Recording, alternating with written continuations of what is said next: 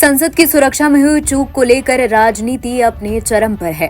विपक्ष की तरफ से लगातार मांग की जा रही है कि प्रधानमंत्री नरेंद्र मोदी को सदन में आकर इस मुद्दे पर बयान देना चाहिए। इस बीच पीएम ने एक अखबार को दिए इंटरव्यू में सदन की सुरक्षा में हुई चूक पर दुख जताया है।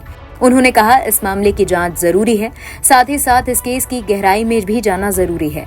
इस मुद्दे पर वाद विवाद या प्रतिरोध की बजाय इसकी गहराई जानना जरूरी है। ऐसा करने पर ही मामले का समाधान मिल सकेगा। संसद में हुई घटना की गंभीरता को कम नहीं आंकना चाहिए। इसके लिए लोकसभा स्पीकर ओम बिरला जरूरी कार्रवाई कर रहे हैं। जांच एजेंसियां पता लगा रही हैं कि इसके पीछे कौन लोग हैं, उनकी मंशा क्या है।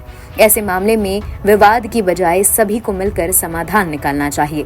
संसद की सुरक्षा में हुई चूक को लेकर विपक्ष लगातार केंद्र सरकार को कटघरे में खड़ा कर रहा है।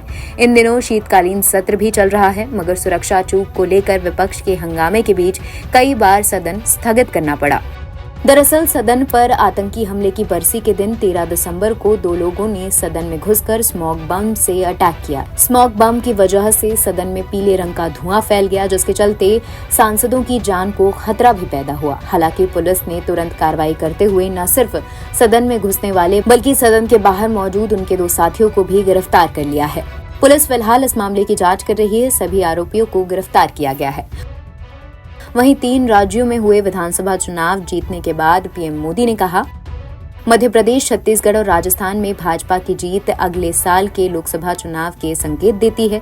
सीटों की गिनती से ज्यादा जरूरी है लोगों का दिल जीतना। मैं मेहनत करता हूं और जनता मेरी झोली भर देती है। इसके साथ ही मोदी की गारंटी पर उन्होंने कहा, गारंटी शब्द बोलते ही लोगों के मन में 4 पैमाने उभरते हैं जो इस गारंटी का आधार बनते हैं। ये 4 पैमाने हैं: नीति, नियत, नेतृत्व और काम करने का ट्रैक रिकॉर्ड। इन 4 पैमानों पर जनता सरकार को परखती है।